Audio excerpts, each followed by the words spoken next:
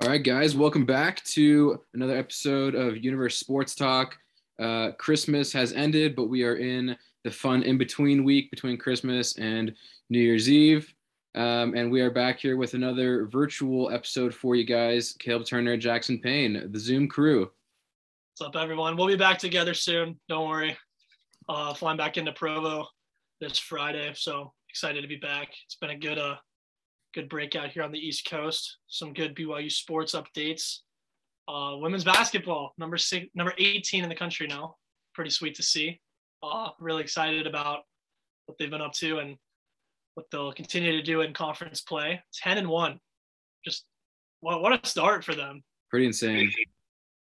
And then Lauren Gustin, Conference Player of the Week. She popped off in their last game. She's been fun to watch this year. I talked to Coach Judkins over the break.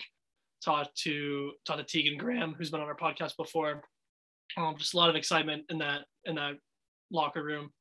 One of Coach Judkins' best teams that he's had here, so they're poised for a deep run, and we're excited to tell you all about it coming up.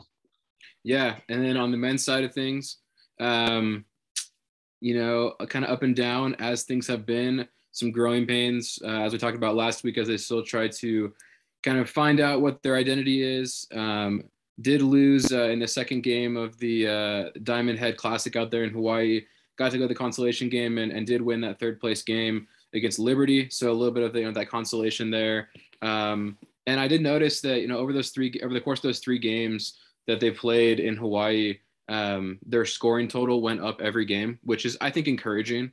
As they kind of figure out who their go-to guys are. We'll talk about him, I'm sure, a little bit more, but Fus Traore put together another solid week as he's still so young and he's growing and really developing into a key piece for that team. He was named to the tournament team in Hawaii and also named WCC Player of the Week.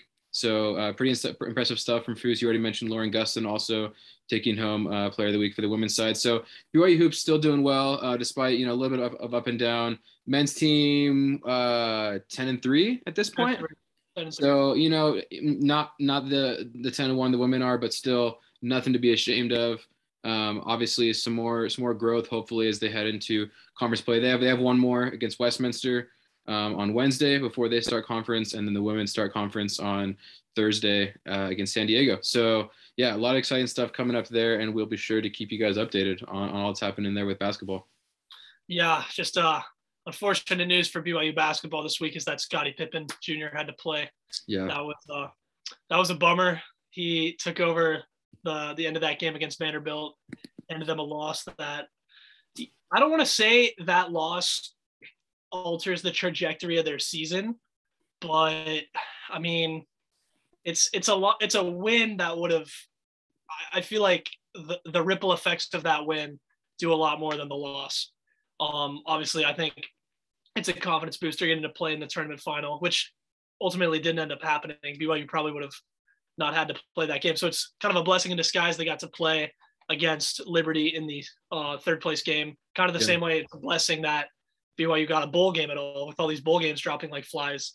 You can hate the outcome, but you can't cancel the game now. But at least you got a game, right? You got to see Tyler Algier break that record. More on that later. But yeah, kind of a bummer ending against Vanderbilt. Scottie Pippen Jr. took over the game. When your last name is Pippen, though, like it's kind of in your DNA to be the guy or to be on the team that wins. So yeah, it's just not what you wanted to see at the end there, but luckily Fus came out in the consolation game and showed why he is the future of BYU basketball. A lot to like from Fus. First career double-double, 19 points. One of the most underrated parts of his game is free throws. He's a big man who gets to the line and hits those free throw shots when you absolutely need him to, because you can't hack a Shaq Fus. You can't foul him and get to the line and expect him to miss shots. He's gonna I think he made 7 of 8 against Liberty. That's such a valuable asset to have in your offense, especially at the college level. But with Fus, I feel like that's the biggest thing that BYU has needed, is, besides consistent 3-point shooting, is an option down low that can score. And with Baxter, you kind of had that in flashes with the minutes restriction, and then he's out. Loner doesn't really have a move to get to the rim. But Foose, it's hard to go one-on-one against Foose. He's a big boy. So I think you saw the beginning of a beautiful relationship between Foose and BYU basketball. Yeah, it's funny. I this is gonna sound a little weird, but I swear it relates to this. I had a dream last night. Oh no, this never ends well. No, this is really good. This just shows that I'm thinking about BYU basketball all the time. I had a dream that I was talking to some like NBA scout or NBA coach, and he was asking me about Foose, and I was like explaining like his scouting report and like what he does well. And at one point, and I hadn't even thought of this. It's crazy. This just goes to show you how weird dreams are. Like I never thought about this in real life, but in my dream, I told the scout that Foose reminded me of Draymond Green. And I don't really know. I mean, I can kind of see it, like, an undersized big, kind of, has a little bit more of the mobility, pretty solid defense. But as you mentioned, Foose, pretty solid shooter. I think free throws are a great indication of just overall shooting ability from any player. And he's been able to knock those down at a solid rate. We've seen him step out, shoot a few threes here and there. So I don't want to say that Foose is going to be Draymond Green, but kind of like the undersized. He's only 6'6". I mean, apparently he's probably a little bit taller. I don't know, but apparently 6'6". Really, kind of moving into those big man minutes for BYU, and does a little bit of everything in kind of a similar way that our favorite Golden State Warrior does. If he's your favorite Golden State Warrior, you got to find a new team. You gotta watch something else. Watch soccer for all I care. But especially what Steph did on Christmas, that was fun. Yeah. But, Foose, just a freak athlete. His wingspan is insane. He does it all. He's got a bright future ahead. So I think what you're going to see going into conference plays, they're going to put a little more of the load on Foose. Obviously, he's young. They've kind of handled him with kid gloves. They've given him opportunities to contribute, to shine. But I feel like they've, for the most part, handled him pretty conservatively, not wanting to burn him out so early. And now conference play, it's now or never. You got to have a run in the WCC, or else you're not dancing in March. So yeah, Foose is going to shoulder more of the load, and I mean he's got big shoulders, so he's going to do it just fine, as long as the rest of the team can make some freaking 3-pointers. I swear, I just can't believe that this BYU basketball team beat Oregon on the road at one point this year, and two, that the same team that played against Weber State and hit every single shot from three that they took, it felt like, went to Hawaii and shot the way they did. It's just and turn the ball over the way they did. I think they have, I forget what the number is. I think they have 8 games with 10 or more turnovers this year. Yeah. Some crazy number like that. That's insane. But, that's the Mark Pope offense. It's the high octane, full sends only. They're very aggressive on offense, and it gets some loose balls, but it scores points too. They've scored more points every game in Hawaii. They've scored a lot of points the past 3 years that Pope has been there. They're much better on defense than they were with Coach Rose. So, good building blocks to look on. But the turnovers have got to be something that they either get down. They didn't have any turnovers over the last 10 plus minutes against Liberty, which was a really good sight. But they either got to get the turnovers down, or they got to learn to manage the turnovers the way that, if you're going to have an offense of that, it's kind of like in baseball. Like if you hit a lot of home runs, you're going to strike out a lot. Yeah. So you got to learn how to manage kind of the coexistence there of both. And I feel like the way that Pope runs his offense and turnovers, it's kind of the same. It's a necessary evil. So they've got to continue to master their management with turnovers there. But I mean, look, they're still 10-3, or they're going to be 11-3 after the end of this week. So not too much to be worried about. Just got to make some noise in the conference play and stay away from the injury bug. Well, and I feel like under Mark Pope, his teams have kind of always gone on like a little bit of a run, like January, February, as conference play goes on, they kind of start to ramp up. And there's also like 1 or 2 players that kind of start to develop. Last year, it was Caleb Lohner and Gideon George were the ones that kind of found their footing and were like the breakout players during conference play.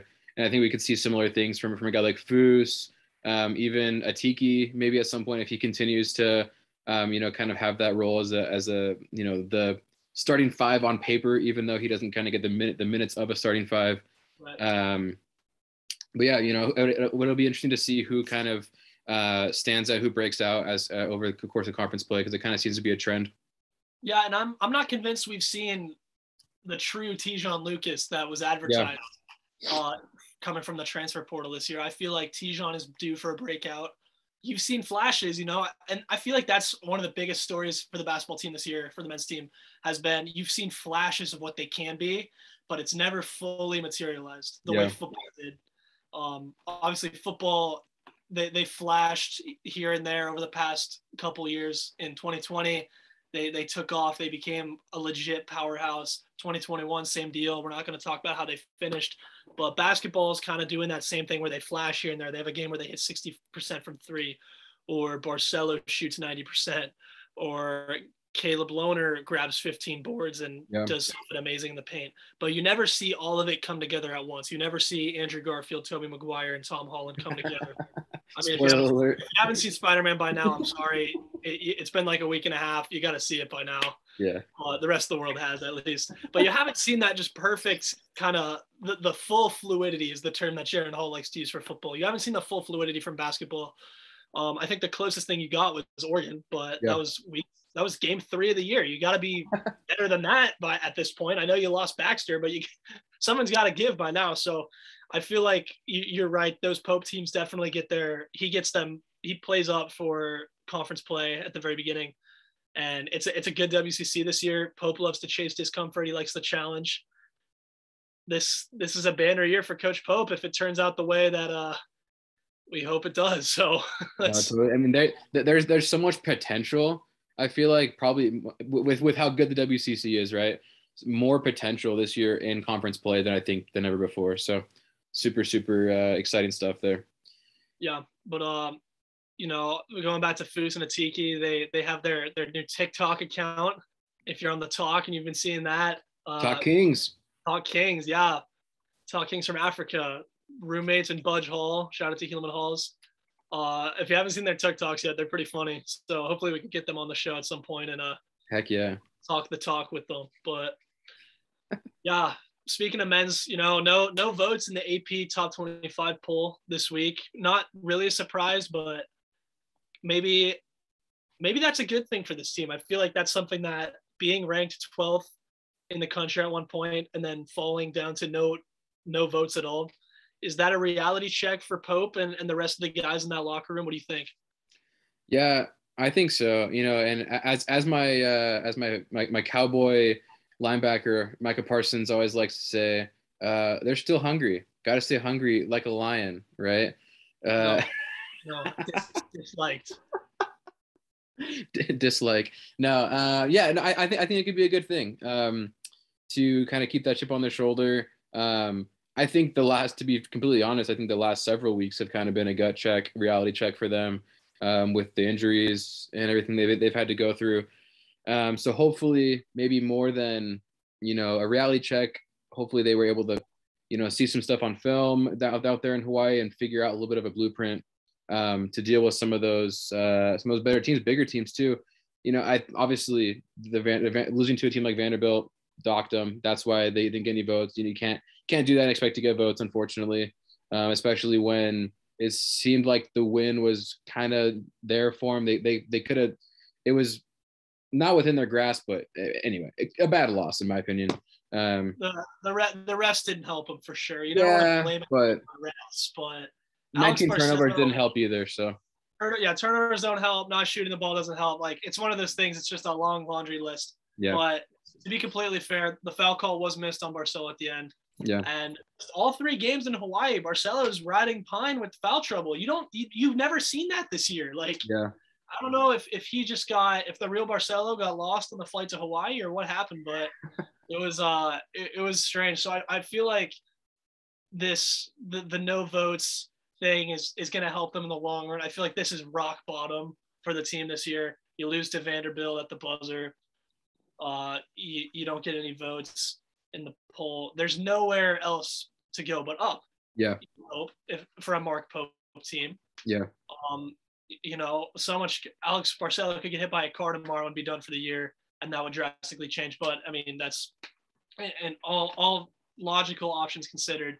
there's nowhere to go but up for this team, but they got to get it done in the WCC, and they got to do it early. They can't lose these gimme games early.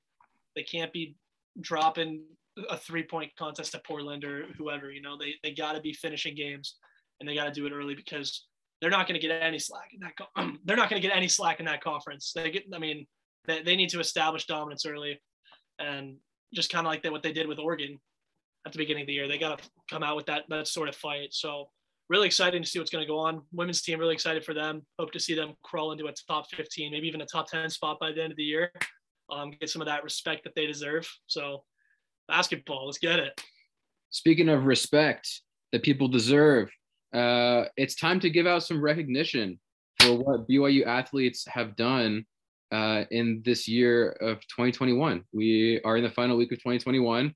A lot of year-end lists coming out, and we want to jump in on that action. We want to recognize some athletes, some Cougars that have done well this year in our Daily Universe Athlete of the Year awards.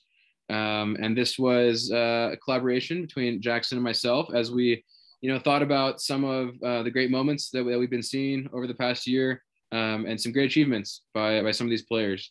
So we're going to go through this, one by one, recognize some of these players. You'll also be able to find this info and this full list on our social and on our website as well, as this year comes to an end.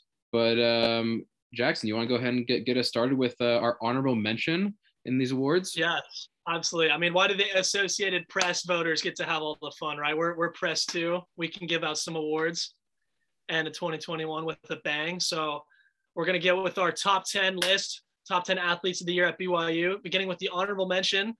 I wanted to put him in here so bad. Honorable mention was the best we could do because that's just how good a year BYU sports had. Honorable mention from the football team, the punter, Ryan Rico. I mean, give it up for special teams, right? We love this guy. He's been a joy to watch. It's like watching an artist paint when he punts. It's just masterful. If he had qualified, he didn't have enough punts to qualify because the offense was that good toward the end of the year. He wasn't punting as much.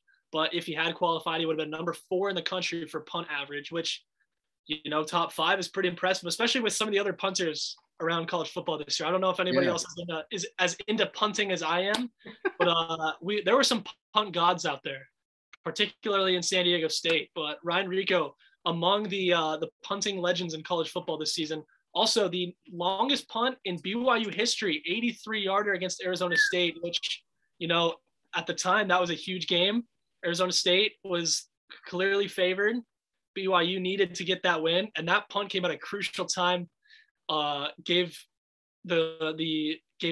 Arizona State some pretty unfavorable field position, gave BYU defense a chance to go and win the game.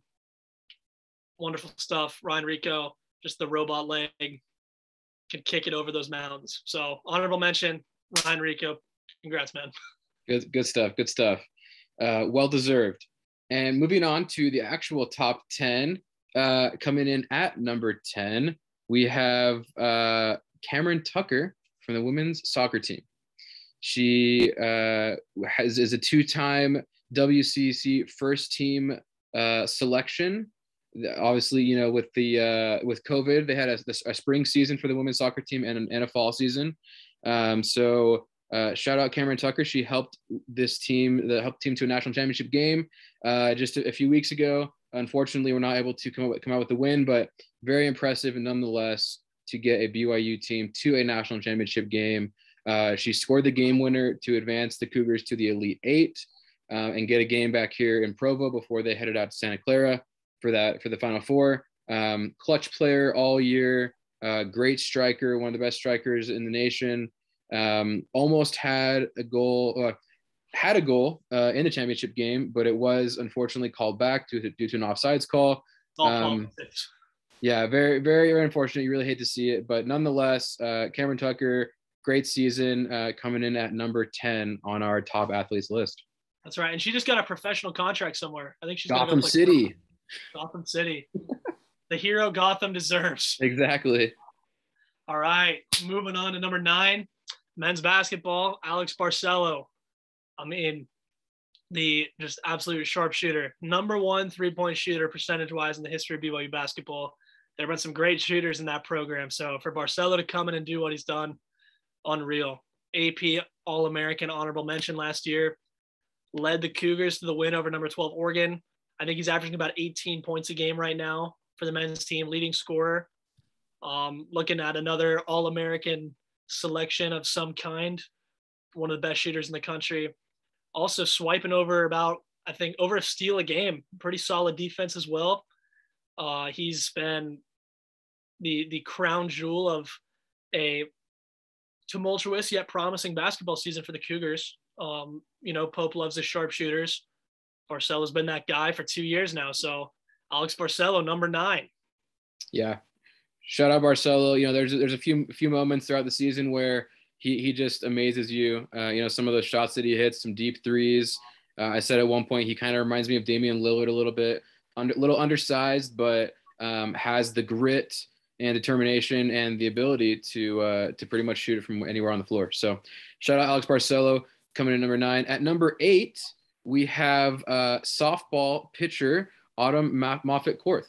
She was the WCC Pitcher of the Year in the spring. Finished WCC play with the lowest ERA with a .72, quite impressive. Went 7-0 in eight appearances on the mound, and in 48 innings pitched, she gave up just 10 runs on 31 hits and only walked 4 batters while striking out 42. So a pretty dang impressive season from BYU softball's pitcher Autumn Moffitt-Korth, and they'll be starting up their season at the start of the new year. So looking forward to another season from them. And we'll have another softball player coming up later in the list. But at number 8, softball pitcher Autumn Moffitt-Korth. So congrats. I'm not sure if we really showed how impressive some of those numbers were. Honestly, she struck out more than 10 times the number of batters that she walked.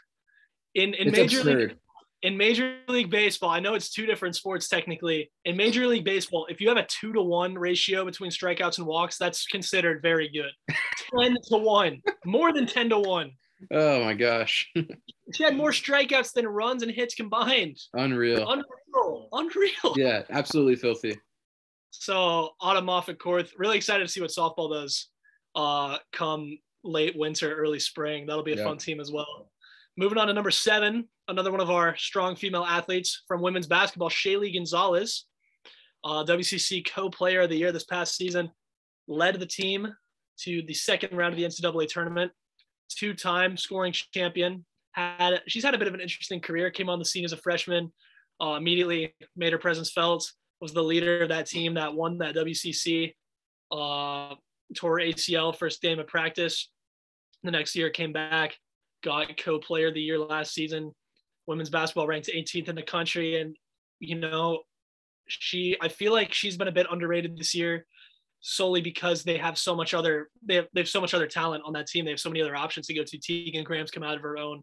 Paisley Harding's been wonderful as always, Lauren Gustin. But, at the end of the day, Shaylee's unquestionable the most talented player on that team. And it's showed this year. She hit some clutch free throws to beat West Virginia. They got those they had those upset wins in the St. Pete Showcase. Women's team riding high. Shaylee Gonzalez, she's got the hardware to back it up. So it's been a fun year for women's basketball. Been a lot of fun to watch Shaylee. Not much more you can say than that.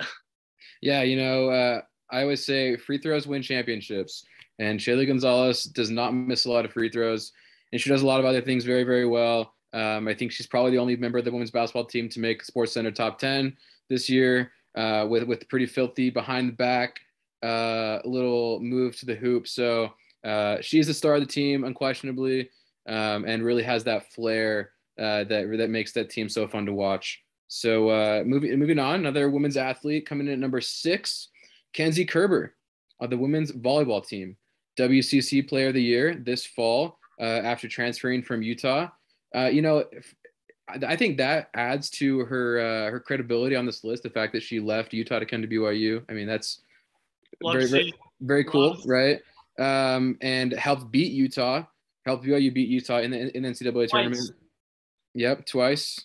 All-American, the third team, led BYU in kills and helped the team to a Sweet 16 appearance this season. Probably the best player on that team that had an unreal conference season. Didn't lose in conference play. Pretty insane accomplishment. And she was always right there, spiking the balls, saving things, getting those aces. So great team overall. But Kenzie, winning that WCC Player of the Year kind of stood out from among the rest of that team, coming in at number 6. Yeah, watching Kenzie play this year, at times it felt like she came down from a higher league. Yeah. She just looked like she was way too good to be playing in those games. One of BYU's best transfer additions of the past year. A lot of fun to watch her, and of course the Steeler from Utah, added bonus. Going to number 5 from the softball team again, we got Violet Zavodnik. So I'm botching the name. Sorry, Violet, but you're really good at softball. Player of the Year in the conference, the first freshman to ever win Player of the Year in the WCC. Came in, immediately made her presence felt. What a great year to begin with. They won 11-1 in the conference. They won their 12th straight conference title. That's some 12. That's like the Patriots in the AFC East. That's unreal. I think she hit over 400, scored the game-winning run. The U.S. U18 women's national team won the walk-off. Won on a walk-off the gold medal game over Chinese Taipei. Got the World Baseball Softball Confederation UAT World Championship. That was just a few weeks ago. I think that happened too. So had a great spring season, and then has been doing other great stuff outside of Provo too. Yeah, plays the outfield real well, and she's only a freshman. He got 3 more years with her. Just unreal. So Violet from softball, Player of the Year. Let's see if you can run it back again. But number 5 on our list of the top 10 athletes at BYU in 2021. All right, yeah, we are in the top 5, as Jackson mentioned there. And coming in at number 4, we have our first and only BYU football player, Tyler Algier. Was there really any question who this would be from the football team? Broke the single season rushing record at BYU with 1,606 yards, 23 touchdowns on the year. Just absurd. And not only is he a star on offense, he had the tomahawk takeaway against Arizona State. One of the best plays in recent BYU football history. Forget BYU history. World history. Yeah, no, true. I mean, that's gonna be it's like one of those plays that you'll see like come up on like random like YouTube reels for like years to come, I'm sure. Yeah. Like that Miami Duke game from like 5 years ago. Right. That play will never die. It'll be around forever. Seriously. And as Jackson added here in our notes, single-handedly won at least 4 games for BYU.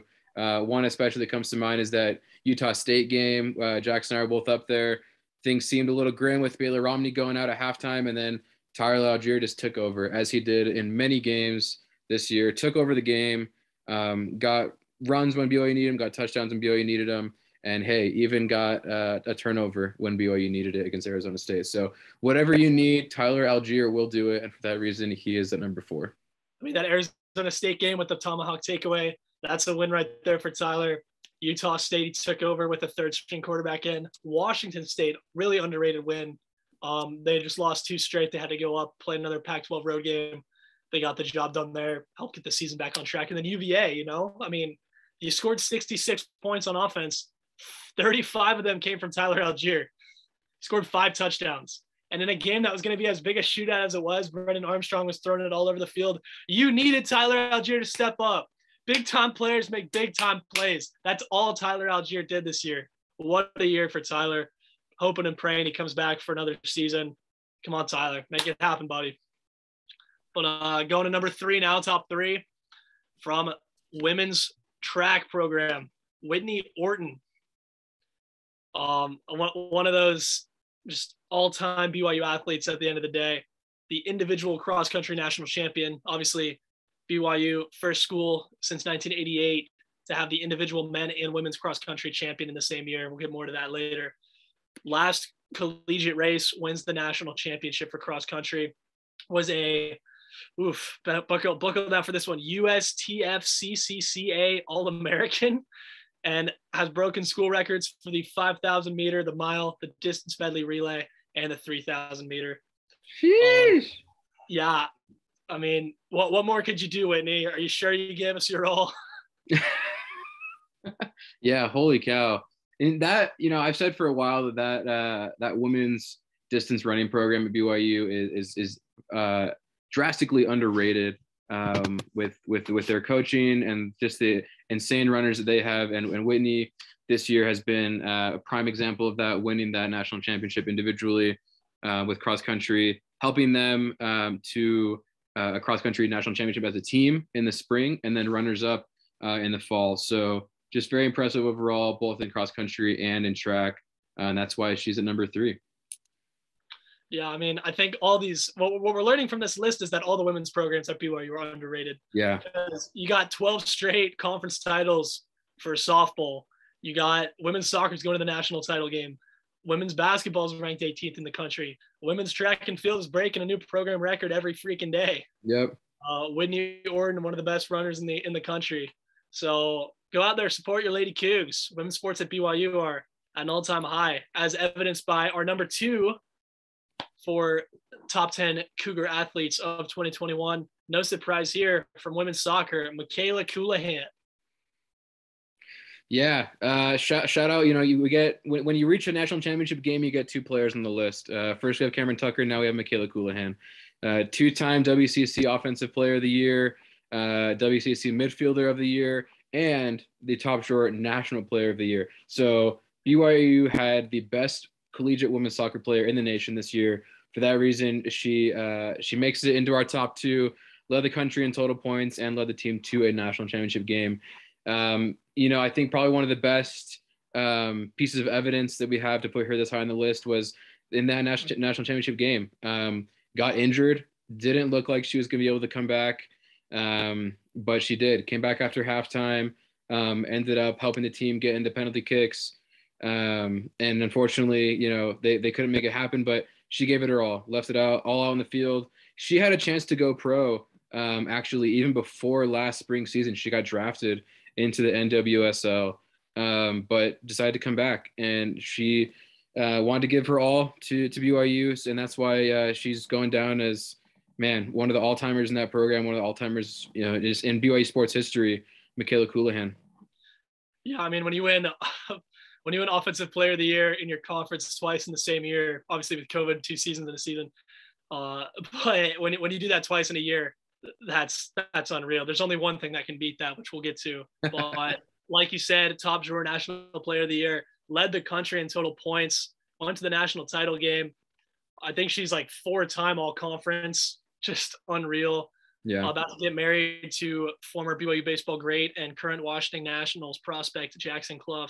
I hope they have 10 kids and they all break every single record at BYU sports, because that's the all-time BYU power duo for athletics. Truly. But we've counted 9 down. Got 1 to go. The number 1 athlete of 2021 at BYU is Connor Mance from track and field and cross country. Woo! What a year for Connor Mance. Like I said, for Michaela Coulihan, only one thing can beat winning 2 conference player of the years in a year. But for Connor Mance, he did it. He won 2 national titles in the same year. Goodness gracious. So moved so nicely. Ran it back to back for Connor Mance. We talked about it earlier with Whitney Orton. Him and Whitney marked the first time since 1988 that 2 runners from the same school won both the men and women's individual national title. Only the second time ever that had happened. BYU is run you. I mean, as evidenced by Connor, Whitney, and Tyler. But seriously, what a year for Connor Mance. Could go down as the most decorated runner in the history of BYU sports. He got a big deal from Nike, and just a great story. We hope to have him on the podcast here soon too, because you look at him, you wouldn't think he'd be an all-time dominant Cougar athlete, and yet he's got 2 national title trophies in the same year. Have a year, Connor Mance. Jeez. Yeah, my goodness. That pretty crazy to be, both the most underrated athlete at BYU and the best athlete at BYU. So Congrats, Connor Mance, on an insane final year as a Cougar. We wish you nothing but the best as you turn pro. We'll be looking for you in all the races and I'm sure at the Olympics in years to come. So shout out to Connor. We're going to move on to some of our other awards outside of just the top 10 as we recognize some other individuals and some teams as well. Starting out with some of our standout freshmen. And to start out, male freshman of the year is going to football offensive lineman Campbell Barrington, who was recently named a freshman All-American. That's right. Campbell Barrington, that offensive line, I don't think it gets talked about enough just in general, but they had a lot of injuries this year. Harris LaChance was out for a great deal of the season. James Empey, who's going to be an NFL draft pick here in a few months, he was out for a good part of the year. Not only that, but yeah, you lost your whole offensive line. Tristan Hodge, Shandon Herring, Brady Christensen, all these guys went to the league. You had big shoes to fill, big shoes on the offensive line. And, they got the job done this year. They helped Tyler get to the single season rushing record. They helped keep Sharon Hall relatively protected for most of the year. And Campbell Barrington, when some of those injuries happened, he stepped up. He made his presence felt. Him and Clark, the Bash brothers on the offensive line, big bodies like Kelton Johnson, big bodies, but a lot of good things to like from Campbell Barrington. Excited to see him in the trenches for the Cougars for years to come. What a freshman season. And his counterpart, our female freshman of the year, goes to someone we've already recognized today, Violet Zavodnik from the softball team. As Jackson mentioned, first ever freshman of the year and player of the year in the WCC. So congrats to her. She's doing great things. Also played for the under 18 US team and hit a game-winning home run for them. So great things from her as a freshman, and only sky's the limit for expectations going forward for her. That's right. You get two, Violet, good for you, get two titles on this list. So I think she's our only multiple award winner. Yeah, pretty much. Unless you count our team of the year, but yes. That's true. Then comeback player of the year, the Alex Smith Award, or for not dying while playing football. Sorry to throw in a former Ute, but comeback player of the year at BYU is quarterback Jaron Hall. What a year for Jaron. He did not play at all in 2020. He was Zach Wilson's backup in 2019, got a chance to start, never finished a start in 2019. That's one of the bigger storylines of the year. He finished a heck of a lot of starts, and he finished well. But Jaron Hall came back from not playing at all in 2020, giving up baseball. That had to hurt. Baseball is a big part of who he was. Gave up baseball, came back, got his body healthy, got hurt mid-season, and came back, played better than ever after his injury. You don't see that happen a lot, especially not in college. But Jaron Hall came back, finished almost every game he played in, and had, in terms of efficiency, he's a top 10 quarterback in the country. And quite possibly, you could talk about the offensive line, you could talk about Ryan Rico at punter, but Jaron Hall is one of the most underrated players at BYU this year as well for the football program. He did a lot of good things and fed perfectly into that system that they want to do. And he replaced Zach Wilson. Yeah. Those are not easy shoes to fill. You don't just casually slide in to replacing the number 2 overall pick in the NFL draft, but Jaron Hall did it off a year where he didn't play at all. So really, really impressive performance by Jaron. Super stoked to see what it does in 2022, because I truly believe he could have an NFL career. Maybe not as a starter right now. We'll have to wait for next year to see, but I mean, when I watch Dak Prescott, when I watch Russell Wilson, when I watch guys like that in the league, I feel like Jaron Hall could slide in and be their backup. So really excited to see what he does next year. Congrats, Jaron. Way to come back. For sure. Just a great overall feel-good story from Jaron. Happy to give him our Comeback Player of the Year award. Our head coach of the year goes to Jennifer Rockwood, coach of the women's soccer team, coached them to a national championship game. When you think about the women's soccer program at BYU, it is synonymous with Coach Rockwood. She started the NCAA Division I program in women's soccer here at BYU over almost 30 years ago, 25 odd years ago. So she has just led this team to consistent success and their first run to a Final Four this season. And for that reason, she gets our Head Coach of the Year award. Way to go, Coach Rockwood. Also great taste in music, loves Van Halen. Had a great conversation about my boys Van Halen with Coach Rockwood. Assistant Coaches of the Year. This is a award. Had to give two out here. For women's basketball, Lee Kamard, former men's basketball great. Lee, you know, they have a great staff for women's basketball. Coach Stewart, Coach Day, Coach Kamard, but Lee stepped up for Coach Judkins a few weeks ago when Juddy went down with COVID, and despite having zero head coaching experience, he came out. He got 3 wins, 2 ranked victories. Imagine you've never been the head coach of anything in your life, and your second game you got to play a ranked team in a tournament, and he beat them, and then you got to do the same thing the very next day, and he does that again. Lee Kamard basically got himself the women's head job once Jetty retires. So Coach Kamard, assistant coach of the year, the girls love him. Heck of a season for Lee, I guess. Yeah, you know, he stepped in and they didn't miss a beat. Obviously had a solid start of the season, and to lose, have your head coach go out that early in the season, have Lee be able to step in and keep things rolling was pretty exceptional. That's what you want from your assistant coach, is to continue the culture that the head coach instills, and that's exactly what Lee did. And even, you know, took them to another level at times. Dropped 100 points at home against, I'm going to forget who they played. That was Utah State. Utah State. Thank you. Dropped 100 points on them, and then, as you said, went and got back-to-back ranked wins. So shout out to Lee. And then our other co-winner of Assistant Coach of the Year goes to Aaron Roderick, offensive coordinator for BYU football. Really, you know, in a season where you lose, you know, a lot of your offense in Zach Wilson, Dax Milne, you lose your offensive coordinator in Jeff Grimes. He came back and really just opened things up and allowed this BYU offense to really thrive. Got Tyler Algier his record-setting season, really opened things up for him. And a few of those games, we saw things blown wide open, you know, when even in between multiple quarterbacks. You know, Roderick had to deal with both Jaron and Bailey Romney, very different style quarterbacks, but had success with both of them. Was able to use all his weapons, use the tight ends in a very creative way, not as much receiving as we had seen previously, but really, you know, got the Nakua brothers going.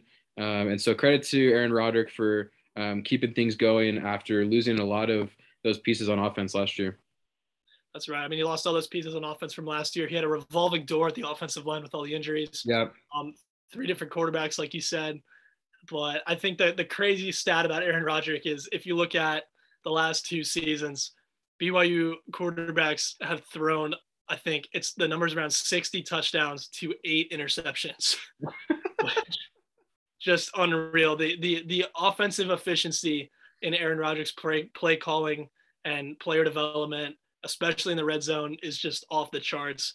When they redo everybody's contracts following January 1st, I hope they back up the truck for this guy, because you don't want anybody else out there calling plays for BYU. And, you know, when they absolutely needed him the most to call the play that was going to win games and get the job done, Roderick was there. You know, against Arizona State, you saw him empty the bag of tricks. They ran that swing screen to Holker that I love to talk about. They had the double pass to Romney. They had some very creative play calling. He knew exactly what they needed to do to get on some points on the board. Look at the UVA game. He dropped 66 points. They needed their defense proved that they could not stop UVA, and they needed to just keep scoring and scoring and scoring. They needed to stay in that game somehow. They even were up a lot. They went down. They needed to get back up again. Watch those highlights again if you haven't in a while. I mean, that was a wild game. And Coach Roderick, despite all the different situations he was put in that game, he knew exactly what to do to get points on the board, escaped with the victory. When the going got tough get going, Aaron Roderick got the win that day for BYU. And, you know, that's why he's one of our assistant coaches of the year. Back up the truck for him. Tom, let's get it done. Yep. And our next award is for the team of the year. And, you know, I wish we could just give this to the entire athletic department, because frankly, it should just go to BYU sports. It should be team of the year.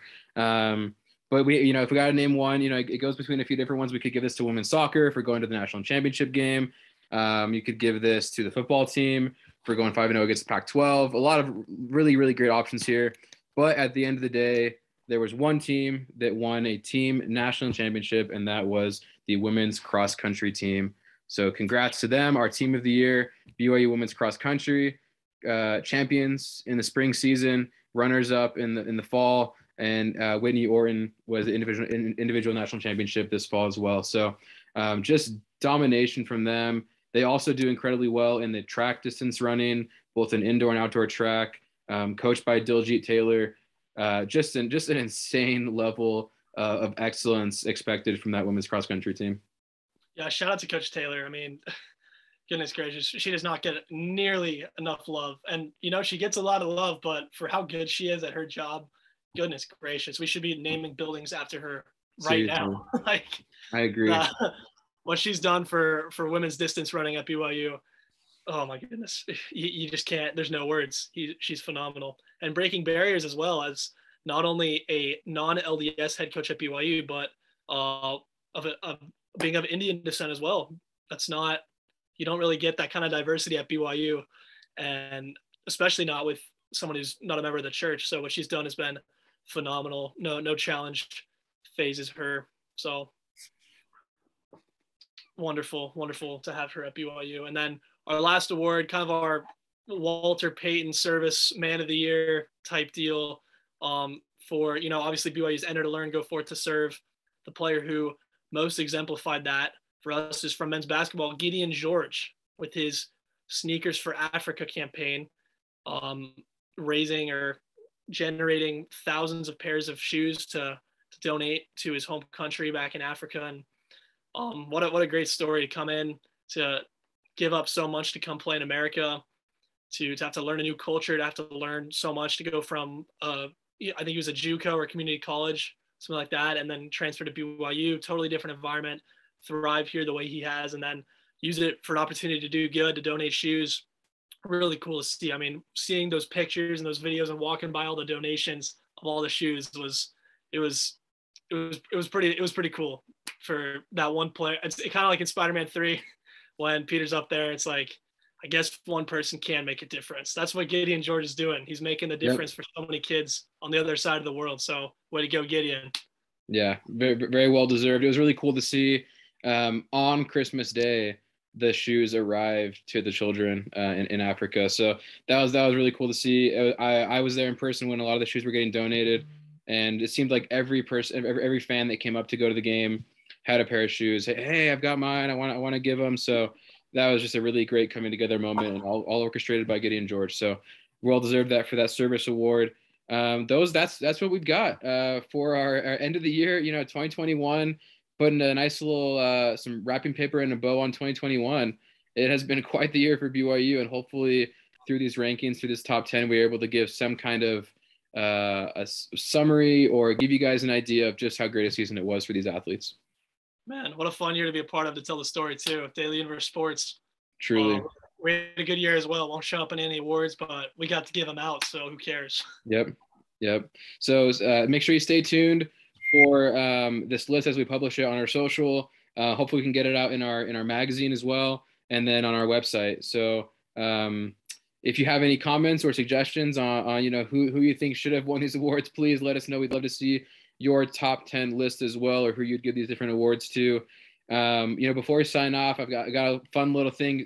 Since we're in the Christmas season, I want to show off some things that I got for Christmas. One of them being this Zach Wilson rookie card.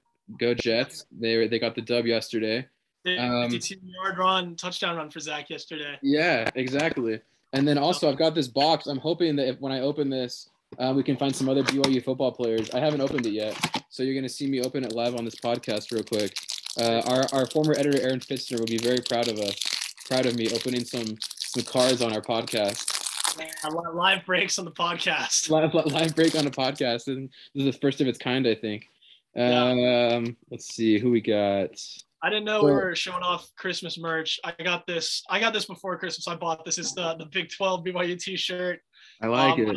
I thought it was super sick when it came out, but apparently other people didn't agree. So it's kind of a controversial shirt. I'm sorry if anyone disagrees with the shirt. It was so expensive because the pattern was so complicated. But, I'm sorry if you don't like it. I think it's a cool shirt, but I got this before Christmas. I didn't come prepared with any swag, but I got a cool corduroy jacket, I guess. But who we got there? Oh, Antonio Gibson. Yeah. You suck. So does the rest of your team. In case you missed it, Washington was pounded into the ground by Dallas last night. It was the worst thing I've ever seen. Constant state of mourning, crying in the club, whatever you want to call it. Well, Dax Milne did get a catch for 14 yards. So, yay! Moral victory for our 7th round receiver. I've gotten no BYU hits so far. It's looking a little grim. So that Antonio Gibson might be the closest thing we get to. Like I did get Ezekiel Elliott, which is nice for me as a Cowboys fan. But yeah, looking like no BYU guys, unfortunately. Maybe we'll have better luck next time. But I did get this Zach Wilson rookie card. If you guys let us know if you guys are in if we have Daily Universe readers and listeners who are into sports cards, let us know because I'm into it, and as I mentioned, Aaron Fitzner's into it. So maybe we could start doing some sports card coverage. Alrighty, well, hope everyone has a happy, safe New Year. We'll be back in Provo this week. Catch some men and women's basketball this week. Start a conference play. Churn and burn. A lot of great stuff coming up in 2022. Can't believe it. New year, new us. Just kidding. We'll be exactly the same. Until I frost my tips. That's the new me. All right. We'll catch y'all next time. Peace.